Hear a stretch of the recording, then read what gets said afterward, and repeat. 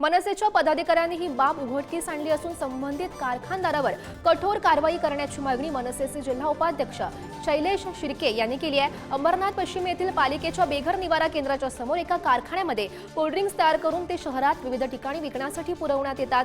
शहरातील एका हातगाडीवर किरण भगत यांनी आपल्या मुलासाठी कोल्ड्रिंक्स खरेदी केलं असता त्यांना कोल्ड्रिंक्समध्ये काचेचा तुकडा आढळला। त्यामुळे नागरिकांच्या आरोग्याशी खेळ करणाऱ्या संबंधित कारखान्यावर कठोर कारवाई करावी अशी मागणी आता मनसेकडून करण्यात येते।